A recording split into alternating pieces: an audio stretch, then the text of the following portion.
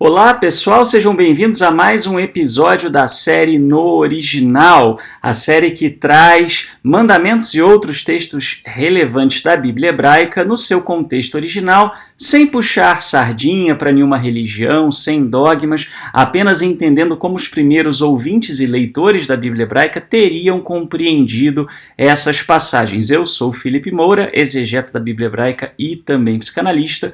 Estou aqui hoje com um vídeo bastante importante e bastante surpreendente. Nós vamos falar sobre o mandamento de amar o Eterno. E, infelizmente, a grande maioria das pessoas não faz a menor ideia do que esse mandamento realmente está trazendo, porque existe, toda essa questão da perda, muitas vezes, que se teve por conta aí de interesses religiosos, da cultura original da Bíblia hebraica.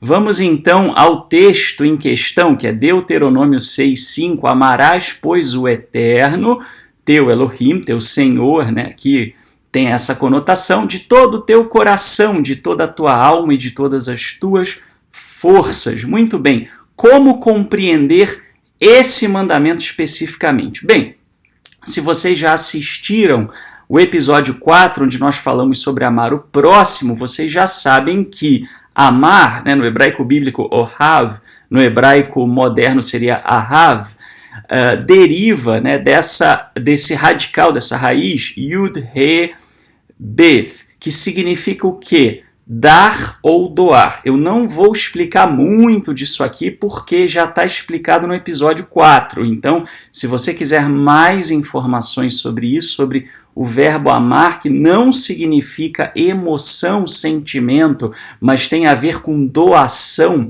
com você entregar algo, doar algo, dar algo, Então, assista o episódio 4, onde isso está detalhado um pouco melhor. Muito bem, então esse seria o sentido original de amar, tem essa ideia.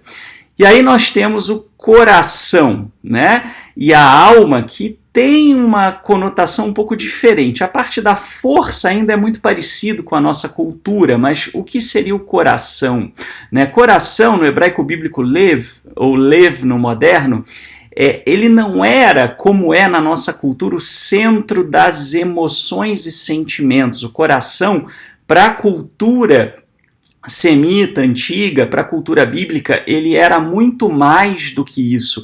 Ele era o centro dos planos, dos desígnios, dos pensamentos. Nós temos um exemplo disso em Mishlei, em Provérbios 16:1. Ao homem pertencem os planos do coração, mas do Eterno vem a resposta da língua. Eu aqui estou trazendo, obviamente, apenas um versículo para ilustrar cada conceito, mas você terá vários e vários versículos na Bíblia hebraica mostrando esses conceitos. Então, coração tem a ver com plano, com desígnio, com pensamento, com propósito, muito mais do que com sentimento na Bíblia hebraica, ok? Então, amar de todo o coração, você já pensa numa ideia de uma doação, e pensa o quê? Nos seus planos, nos seus propósitos, naquilo que você designa, Muito bem. E aí nós temos de toda a tua alma. Também alma é uma palavra que a maioria das pessoas não compreende. Muito difícil você encontrar uma religião, hoje em dia, que traga esse conceito de nefesh da forma original. Na Bíblia hebraica, alma está associado o quê? A vitalidade, Então, a palavra nefesh, vem de nafash, que significa recuperar as forças, revitalizar-se, descansar, repousar. Portanto, a vitalidade, ela estava muito associada e vem nesse contexto aqui com a questão dos alimentos. Lembrem-se que nos tempos antigos, uma sociedade quase que exclusivamente, agropecuária, numa região semiárida, onde a agricultura ela era algo que era muito delicado ali, a sobrevivência, não era como hoje em dia que a gente vive uma fartura fartura enorme de alimentos, né? Então você tinha muito mais fortemente esse conceito, né, da vitalidade associada aos alimentos. Você tem até episódios na Bíblia hebraica de pessoas que estão desfalecendo, né, e aí recebem alimento, e com o alimento elas se recuperam, se recobram, né?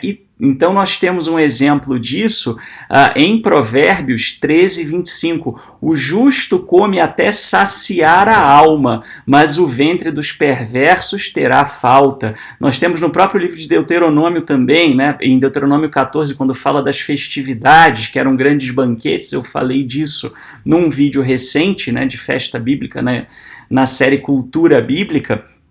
É dito, né, que as pessoas deveriam em Jerusalém comprar tudo que pudesse satisfazer a alma, né, falando de comida, falando de bebida, né, de alimentos em geral.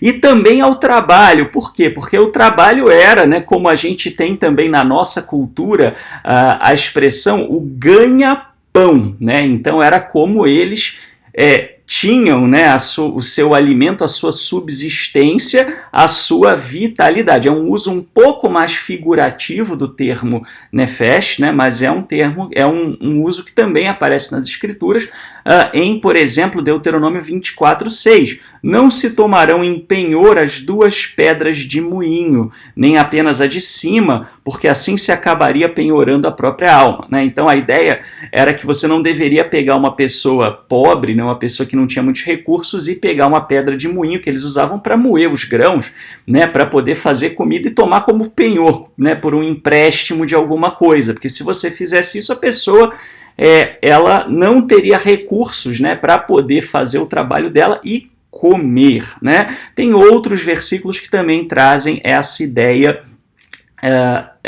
importante. Então, assim, quando a gente fala de toda a tua alma, tem essa ideia de vitalidade, né, com toda a vitalidade, né? Então aqui a gente pode pensar, né, de uma forma bastante energética, né, com muitas energias, mas para a cultura do Antigo Oriente Médio, não era tanto isso quanto era você realmente honrar, né, o Criador com a sua sobrevivência, com a sua subsistência. Afinal de contas, a cultura da época era, né, de servir às divindades. Isso não era exclusivamente no culto ao Eterno, né, no Antigo Oriente Médio, mas servir às divindades de que forma? Né, através de alimentos, trazendo ofertas de alimentos, etc., né? Então nós temos isso, né, de todas as forças, né, realmente fazendo tudo o que estava ao seu alcance. Mas a coisa vai além disso, né? De que forma também? Quando nós falamos, né, sobre esse texto de Deuteronômio 5 e 6, né, que inclui aí o Decálogo, os 10 ditos, inclui o Shema, né, que é a proclamação ouve a Israel, usada no judaísmo, né? Nós estamos falando de uma aliança soberano-vassalo. O que era uma aliança soberano-vassalo? Era uma aliança típica do Antigo Oriente Médio, né? Que era uma aliança feita com reis. Então, quando um povo ele era subjugado por um rei, né, a partir de vamos dizer, de uma dominação, ou quando um rei novo subia ao trono, ele fazia um acordo com o povo, né, com a nação, e esse acordo incluía uma série de benesses que o rei prometia. Normalmente era proteção, era zelar pelo povo, né, mas também o compromisso das pessoas. E a estrutura literária de Deuteronômio 5 e 6 segue exatamente o modelo da aliança soberano-vassalo, apresentando o quê? O Eterno como rei, né? Então, e essa é uma pegada muito forte em Deuteronômio, né? A ideia do Eterno sendo rei, reinando, né, sobre Israel. Depois você vai ter texto até, por exemplo, em 1 Samuel, o Eterno aborrecido porque o povo queria um rei humano, né, enquanto ele era o rei em Israel. Então, como é que é essa estrutura literária? Você vai ter um preâmbulo jurídico, né, onde você diz qual é a finalidade, né? Então aqui em Deuteronômio 5, 6 você vai ter, né, dizendo, olha, este é o tratado que é feito entre o Eterno, o povo de Israel, etc, etc. Né? Você vai ter um prólogo histórico, onde o Eterno se apresenta, fala da relação dele com Israel, né? Então, eu te sou o Eterno que tirei, né, vos tirei da terra do Egito, da casa da escravidão. E aí a enumeração dos requisitos do tratado, é um resumo, né? Então os 10 ditos, o decálogo serve como um resumo do compromisso que se esperava que o povo tivesse, né? E aí logo em seguida você vai ter a descrição das maldições por quebra de tratado. Isso vai aparecer também em Deuteronômio mais adiante, né? E aqui eu trouxe para vocês uma imagem que é justamente uma tábua que traz uma aliança soberano-vassalo, tem um errinho aqui, tá? Não é vassalo, do rei assírio Ashurbanipal, século 7 antes da Era Comum. Essa aliança, né, ela foi feita nos tempos do pai dele, né, o pai dele, né, já colocando quais seriam os requisitos, né, como seria a aliança do povo quando Ashurbanipal subisse ao trono. E é interessante porque nessa aliança, né, e o que tem isso a ver com amar o Eterno? Você tem exatamente a ideia de né, aparece o texto: amareis a Ashurbanipal como a vós mesmos. Isso soa familiar para você? Não é à toa, né? Então, traz essa ideia do amor, o amor, né, assim, na aliança soberano-vassalo, o amor era o amor do súdito para com o rei. O que era esse amor do súdito para com o rei? Não era o amor como a gente descreve, ou mesmo como as religiões, séculos depois, começaram a desenvolver esse tema. Era muito diferente, né? E aí eu trouxe uma definição do professor John D. Levinson, né, de Estudos Judaicos da Universidade de Harvard, uma grande autoridade no tema, e ele falando desse amor da aliança soberano-vassalo, que também era o que era esperado do povo com relação ao Eterno, ele diz assim: o vassalo ama, né, entre aspas, o seu senhor ao lhe mostrar lealdade exclusiva, note bem, ele não podia ter outro rei, né, e observar as normas do tratado. No tratado do Eterno com Israel, você tem exatamente isso, Shema, né? Nada mais é do que isso, né? Dá ouvidos ao Israel, né? Dá ouvidos ao Eterno somente. O Errado ali tem essa ideia, né? De somente ele é o único rei, né? Então, mostrar lealdade exclusiva, observar as normas do tratado. Tal amor não é emocional, como nós falamos, ou apenas emocional, né? Você até pode ter um componente emocional, mas não é o requisito, não é a essência. Reflete o quê? Obediência e ação, né? Então, como é que os judeus, por que judeus? Porque Deuteronômio, né, o texto de Deuteronômio é um texto do reino, né, de Judá. Como é que ele era entendido à época, né, em que ele foi escrito, à época dos textos deuteronomistas, né? Primeiro, lealdade absoluta, né? Então havia essa expectativa, né, de lealdade. Voluntarismo, quer dizer, então eu tenho que voluntariamente, de bom grado, fazer aquilo que o Eterno determina, né? A obediência, esse é um elemento principal, tá?